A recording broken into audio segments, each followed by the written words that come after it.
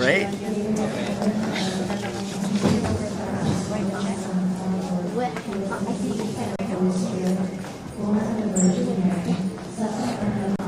Compassionate Jesus, exercise the omnipotence and your mercy, and draw them into the very ardor of your love, and bestow upon us the gift of your holy love, for nothing is beyond your power. Eternal Father, too, glorify the abyss of your mercy. Amen.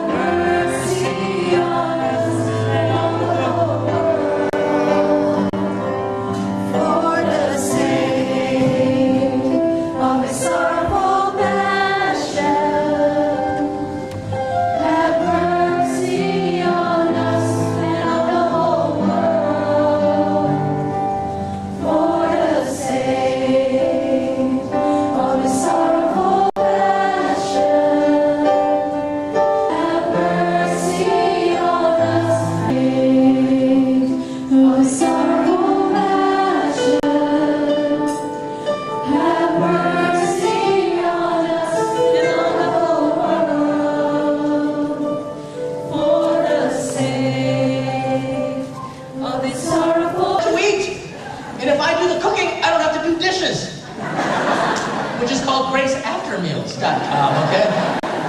So it was kind of crazy to the point where I did not take it seriously. And then I finally get to my new parish assignment, and I'm there in the sacristy taking my vestments off, and there was another priest who was there in on the joke, and I meet a man who starts coming to church every day. It was during Lent, I remember specifically. During Lent, he was there to pray for his family that needs prayer, right? And that's what they did. He comes to pray. I didn't know who he was. Nice meeting you, Tim. What do you do for a living? And he says, I produce TV shows and commercials for Comcast. And the other priest who was in on the joke was like, ooh, have I got an idea for you? It's called Grace Before Meals. Father Leo goes to families' homes and he cooks for them because he, following Jesus' example, needs to feed them body, mind, and soul. And I was ready to break out the ninja on this priest because this was not real. And I didn't think he even cared about it. I swear to you, I had no idea that he was there to pray for his autistic son. Not to hear a pitch for a silly TV show. And then I get this email from him. Father Leo, I'm flying home from Hollywood, red-eye, and I want to talk to you about GBM. I didn't know what GBM was. I knew he knew that I studied the Blessed Mother, so I thought he was talking about GBM, the Great Blessed Mother. That's what I'm thinking. He says, in a Hollywood minute, which is 30 seconds or less. Think about that. Tell me, what is a Hollywood minute about grace before meals? He said, it's a joke. Tell me anyway. I got fine. It was an idea we are not filming any pilot, no way, no how. And I'm not going to be on TV. There's not, no. And the reason is because the camera adds 5 extra pounds to you, okay? And I don't want that. And the only reason why I agreed to do it as a priest is because we wear black. I'm very flippant, right? So that's the only reason why. By the way, I'm just mincing up some flattening parsley. If you notice what I did, I just shaved the leaves off, okay? Just shave the leaves off, because this is where most of the flavor is. But there's tremendous flavor here. The difficulty is just this texture. It's very woody. And so a lot of times people will just throw this away. Don't throw it away. If you can't mince this up finely, then take this, as well as the peels from the onion and the peels from the garlic, put it in a cheesecloth, and put it in raw, and it will impart delicious flavor. Nothing should go to waste. My mother, she says, do not waste, it is a seed. That's what she said. She said, there are many hungry people in the Philippines who would like to eat that. And then I say, and Mom, wrap it up and send it to them, because I don't want to eat this stuff. But we are just mincing it up, and again, I'm getting all of my aromatics in place so that it'll be so easy to cook. So you'll find out, if you get your life organized, you'll be able to live it more efficiently. So we're not going to throw this away, we're just going to let it out right there, and I'm just going to continue to mince this up. So we finally filmed a pilot, and I was amazed of just how many people viewed it on the web. Crazy. It went viral. I started getting emails from people around the world. I got an email from a guy from Germany. He was writing to me in Dutch. Look at my face. I don't look German to you, do I? I mean, the only thing I understood was grace before meals. Smiley face. That was the only thing I understood. Why is this a big deal? Well, I started to realize that it's because people are starting to see priests for who they really are. They were seeing priests in their humanity. People don't think we eat. Have you seen us?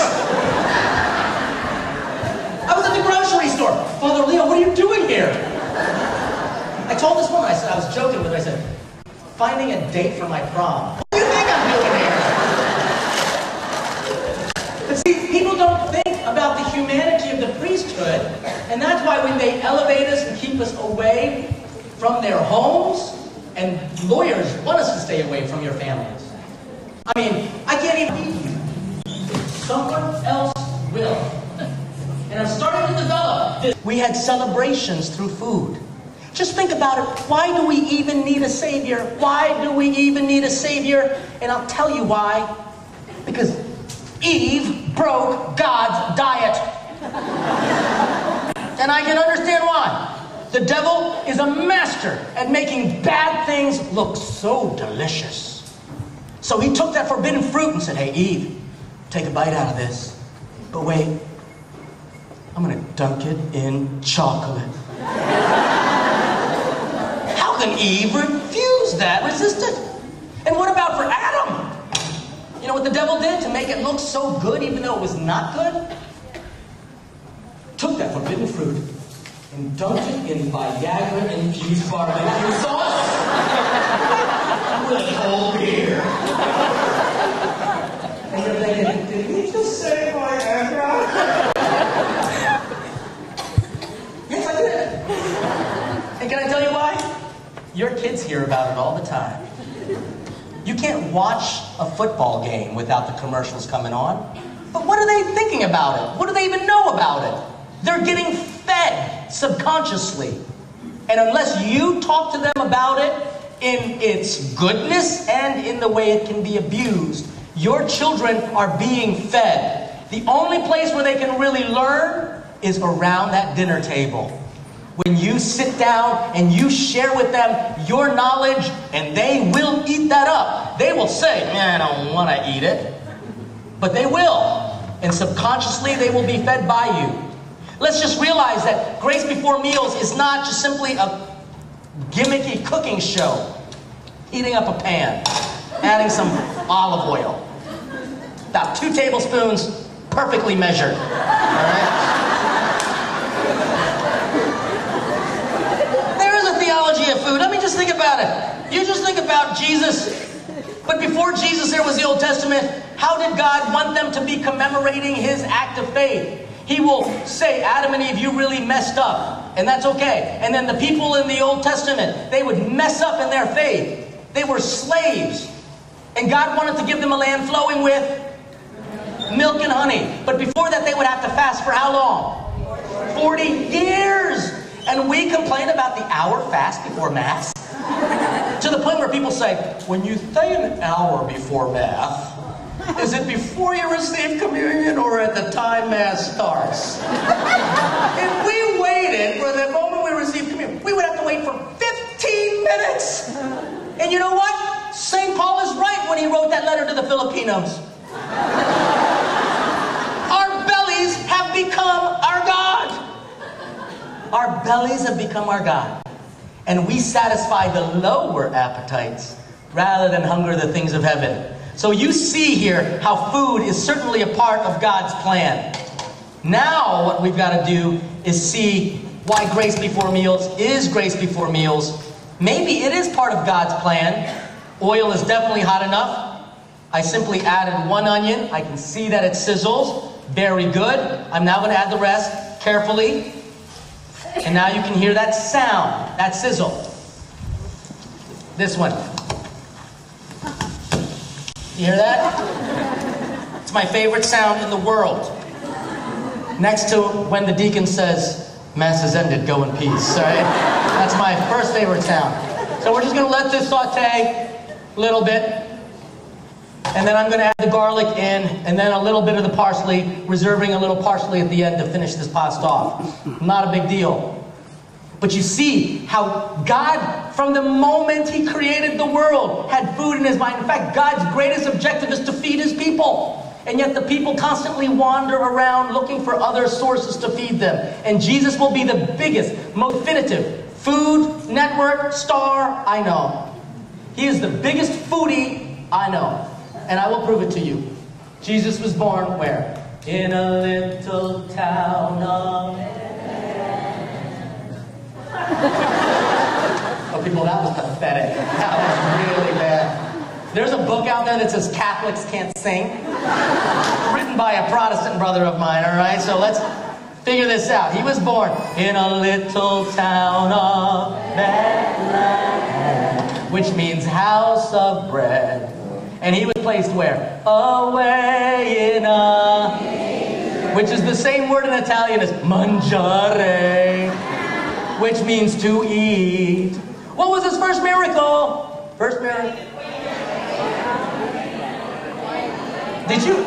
You're too young to answer that question. But he's right. Water into wine. Water, and it wasn't just any water. It was water for cleansing, which means water to wash dishes or to wash people's feet. Ew! But it wasn't just any wine either. It was Barolo, 1997, classic. And it wasn't just a little, it was a lot. Why? Jesus wants to get us drunk? All the young people are like, yeah, party with Jesus, yeah. He certainly is the life of the party, but not for that reason. He made a lot, adding the garlic, because he wants to show he's not cheap. He's generous. When he gives a lot. And he gives the best. Amazing. In the story, there was a little boy, you're right. In fact, the disciples, his first disciples, failed the first pop quiz. Jesus threw a surprise and said, how am I going to feed all these people? And they said, I don't know the answer to that question. But there was a little boy. How old are you, little boy? You. How old are you? You, the one pointing. No, you. You're 10? He was about 10 years old. And I don't know about you, but if you were the only one who had food, and no one has eaten for 3 days, and there are 5,000 men, not counting women and children, and that's not the Bible being sexist, by the way. It was the way they counted. It was the way they wanted to say it was dad, as head of the household, was responsible for providing for his children. But not just physically, spiritually. Who do you think brought the family out there for 3 days in the desert to listen to a prophet? It was the fathers. So can I say something to the fathers? Because we complimented women in that first session. Fathers, the dads, the men who are here, thank you for being here. Thank you for making sure that your family is also being fed spiritually. You're not leaving it just to the mother to feed the children, but you are feeding them too. So dads, we thank you. But the disciples failed the quiz. There's a little boy who has all this food. I don't know about you, but if everyone here had to eat for 3 days, and you're the only one here who has anything to eat,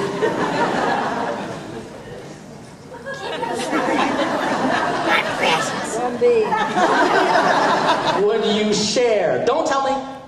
Don't tell me. Don't incriminate yourself. I would not have. I'll be honest with you. I'm not always generous. The fact that I'm a priest is amazing. My brother should be the priest. He's the nice one in the family. But he has 7 impediments. His wife and 6 kids, right? So I'm it. Why am I a priest? Because of God's mercy. And he's generous with his mercy. And we forget that, don't we? And I can tell you I would not have done that as a kid. Because I remember when McDonald's came out, I was about 10, when McDonald's came out with chicken nuggets. I don't know what part of the chicken they come from, but I love those things, right? And my brother, at one point, they only had 6 pieces, that was it. That was the only size they had. Now the small is like 20. Think about that. So, my brother would wait until I ate 5 nuggets. And then he would say, "Hey, Leo, are you going to eat that last nugget?" And then I would say to him, "You mean this piece?" If you laugh, it's only because you know exactly. Okay, what I'm doing now, this is sauté. Can you smell that, by the way? Yes. Smell good? Yes. You know, I want to take this smell and bottle it and use it for incense at church. This will bring the people, right? If they know they're going to eat good, they will come. What I have to do now, is, since this is doing really well, with a very little bit of caramelizing on the onions, it's almost like a sofrito almost. Now I'm going to add a very important ingredient for the Italians, and it's called the doppio concentrato di pomodoro, also known as tomato paste, okay?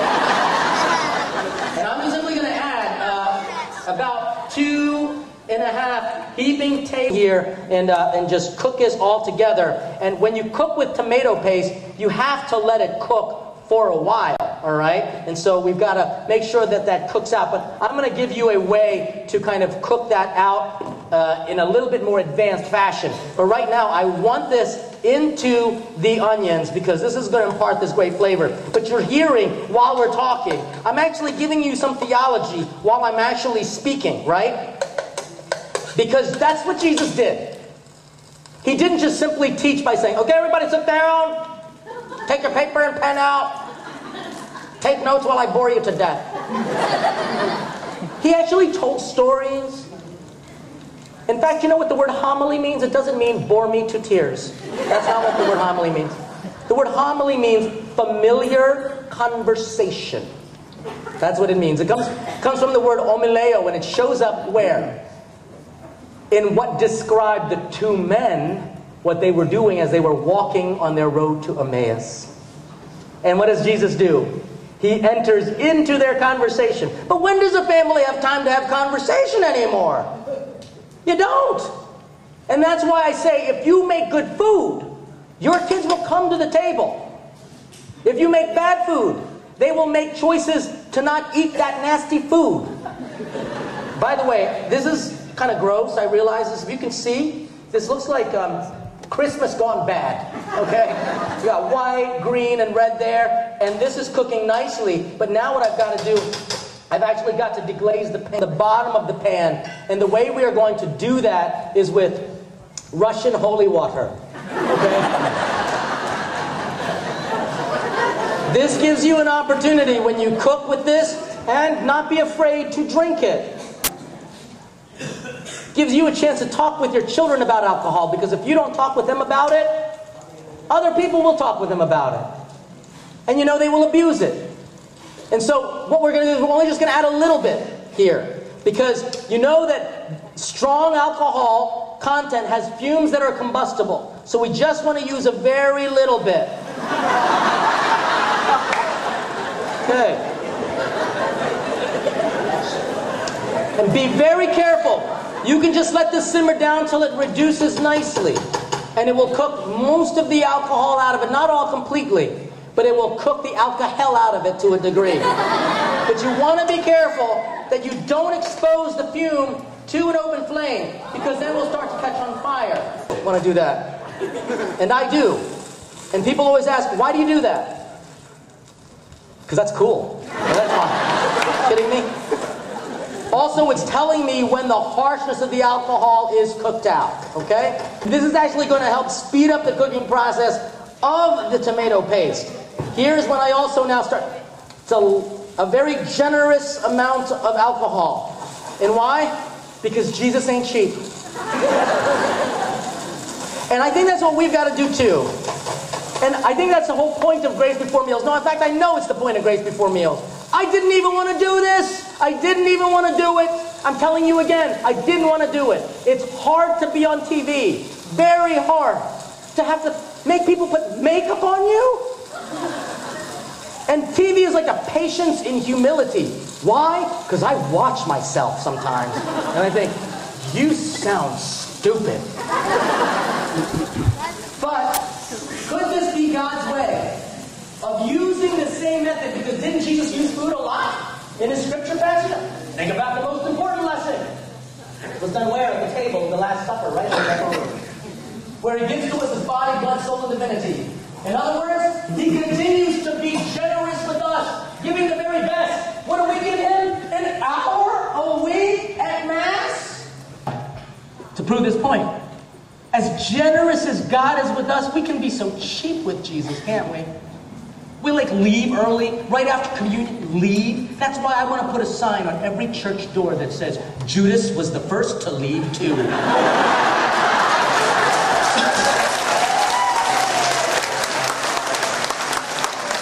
Besides being this bad manner,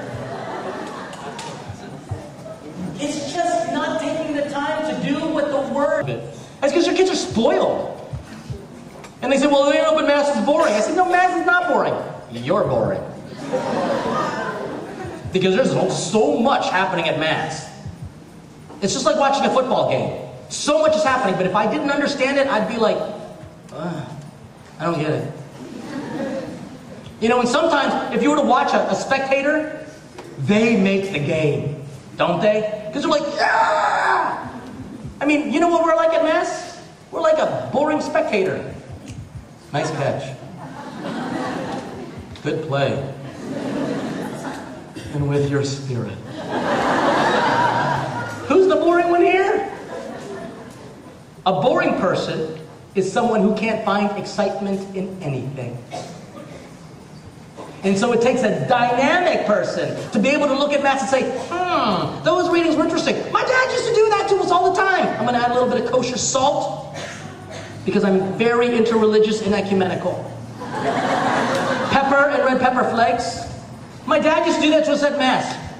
He would say, there were 4 of us kids. I actually had 5, but 1 died before me, right? So there was 4 of us, and my dad would say to the oldest, what was the first reading? And then my sister, what was the, responsorial psalm? Then my brother, what was the, second reading? And then I would get to the gospel and the homily. And I'm like, Dad, the only reason why you're asking me is because you weren't paying attention either, all right? are not paying attention, you can understand why people will be bored. So, we can be cheap with God. Let's just admit it. Grace Before Meals is trying to improve. Red pepper flakes, since we are here on the West and there are a lot of Latin folk here, we'll add just a little bit more. Now, I know that Grace Before Meals, people see it and they automatically think it's just a TV show. But it's not. It's a movement. You know what that means? It's a movement. It's not a ministry. It's just simply a movement that says, if you want to improve your family life, have a regular family meal. And you don't believe me, but I gotta tell you that it's true. I'm a professional. I'm now adding to this regular tomato sauce, and we're just gonna let that simmer down. I'm gonna season that up a little bit more with some salt and pepper. The idea of Grace Before Meals as a movement, basically says you don't have to be a priest to do what I'm doing. You don't have to be a priest to do what I'm doing. I'm cooking. I eat. I'm human. You've got to be human to do what I do. And what is that? Strengthen relationships around the dinner table. Why? Because we bought into the fast food mentality. I have no trouble with fast food. I like fast food.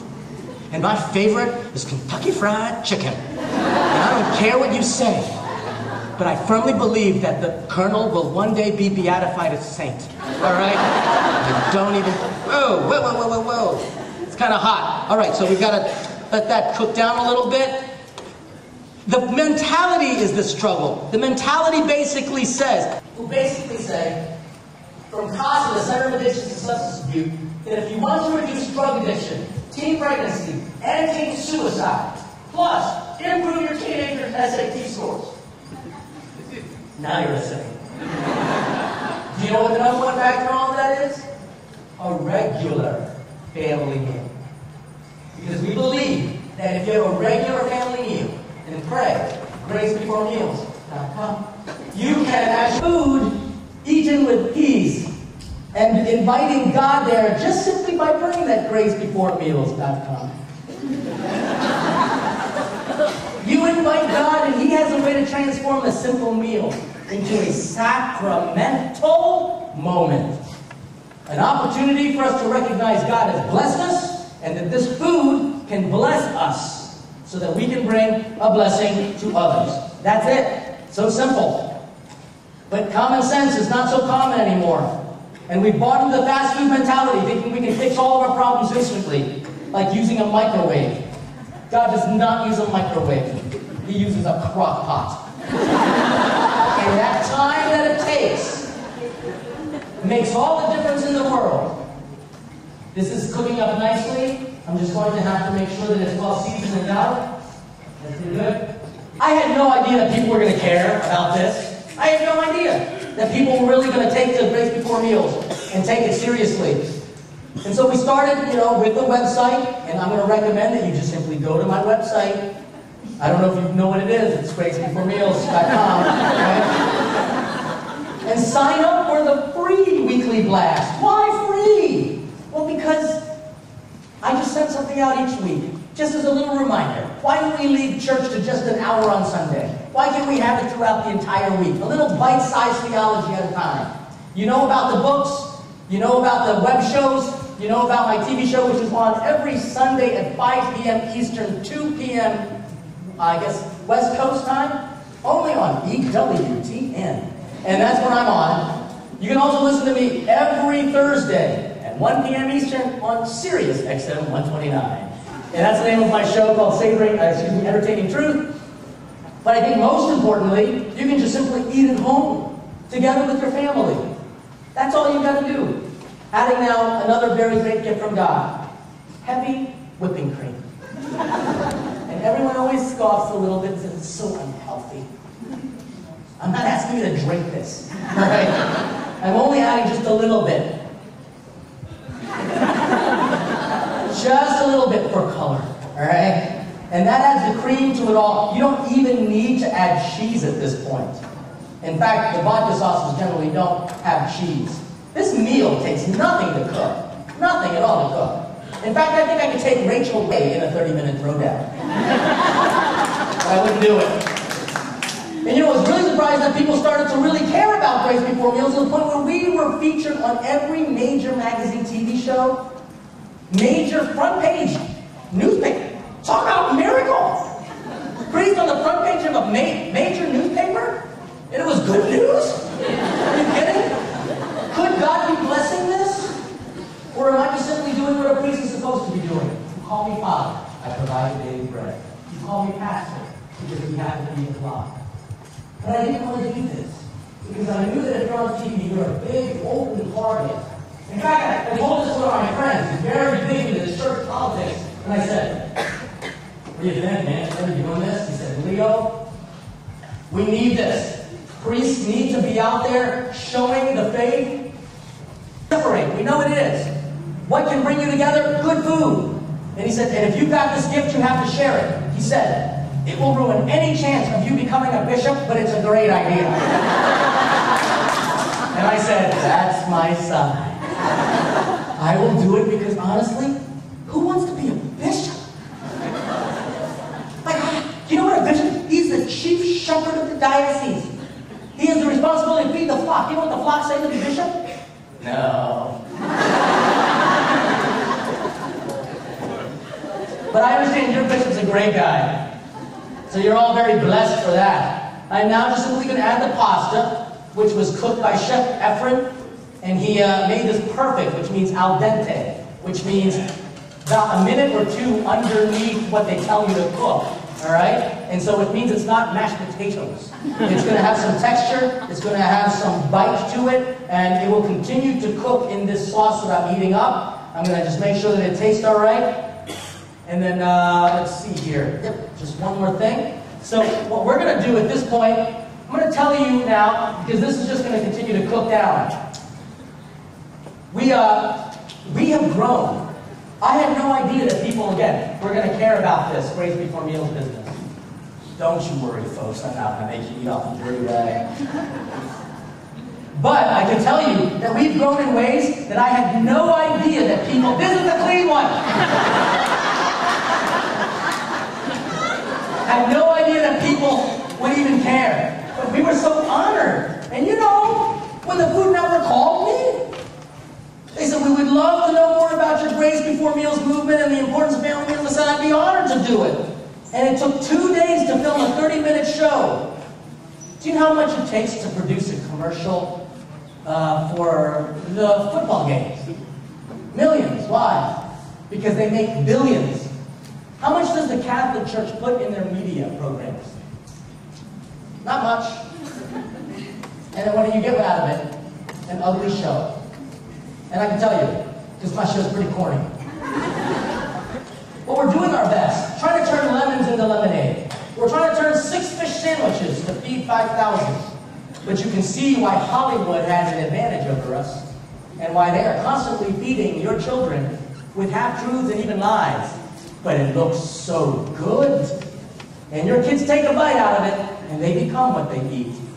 Divided in heart, confused in mind, sometimes destroyed from the very interior of their being. And that's why we need events like this. Children are, remember that? I want my commercial to say, it's dinner time. Do you know where your kids are? Do you know who's feeding them? Do you know what they're eating? Because the scriptures say from the book of Peter that the devil is prowling like a roaring lion, looking for someone to devour. If we don't strengthen the communion of the family through food, then you can see what the devil's trying to do, destroy the communion of the church, not make people eat the food. And certainly, food has to taste good. This one woman said to me, my kids don't eat broccoli. They hate it. I said, how do you prepare it? She described it, and I said, I wouldn't eat, that's disgusting. Kidding me? I wouldn't eat that. I said, how about cooking it this way? And so here's what I recommended. Just keep it a little wet, put it on a pan, on a little baking sheet, put your oven on high as you broil it, okay? Prepare the lower part of the range so it's not directly under that heat. Season with olive oil, salt, garlic powder, crushed pepper, Italian seasoned breadcrumbs, and then a little bit of Parmesan cheese. Mix it all together, throw it in the boiler, 2 to 3 minutes, pull it out. You're done. Mother said, oh, people will come. Have an ugly church with a boring liturgy? People won't come. This is common sense. We need to attract them by the appetite. But I had no idea that people would care this much, to the point where when the Food Network finally did come, it became, you know, it was a surprise cooking competition with an Iron Chef, Bobby Flay. And he broke through the crowds. It was a big ground like this, and I was just cooking, doing what I just do normally, adding a little bit of parsley for garnishing to make it pretty. And he breaks through the crowd. And he says, I'm going to challenge you to a steak fajita throwdown. And I looked at him and I said, holy shiitake mushrooms. That's what I said. And I have to admit, I prayed like I never prayed before. And it worked, because I beat him, right? No. I cheated. I put holy water in the marinade.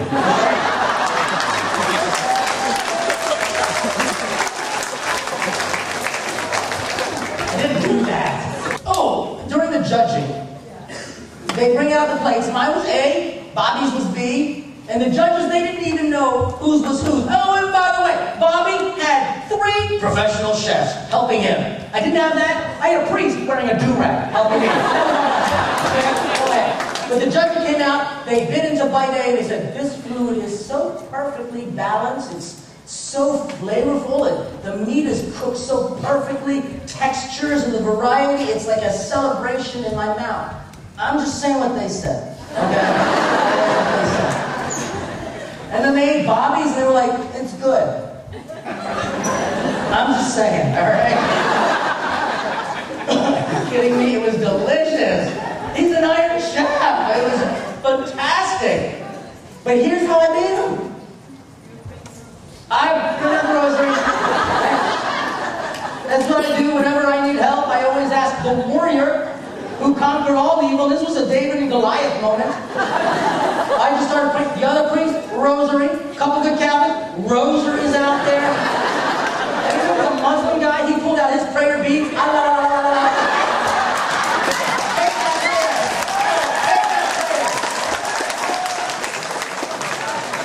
But the most impressive was my own mother.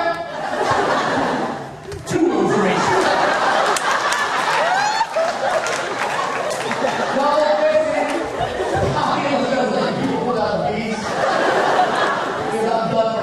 That in a real fight between life and death, you know who the most ferocious animal is in the animal kingdom? A mother. Especially a mother who wants to feed her children. Our Blessed Mother is in a fight of her life to help her children correct the diet. We eat the fruit that is forbidden. She wants to give us the fruit of her womb. She wants to give us the blessed fruit that hangs from the tree of life. She wants to give us the bread of life and the cup of eternal salvation. And that's why I do what I do. Adding now a little bit, and this is just a simple technique that a lot of Italians use, a little bit of fresh olive oil at the very end, and basically confirming the pasta, okay? It adds a nice floral quality to it. I believe that there are like a few people who are going to be sampling this meal, but I also want to get, who's that young boy? You right there? The sinner that's now a saint? Get up here. I'm going to get him a taste test and give an honest opinion of this, okay? Get up here. I want to give a little taste test of this. Stop! Someone forgot gracebeforemeals.com.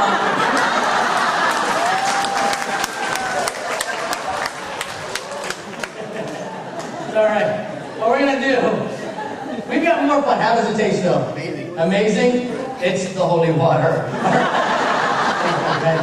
All right.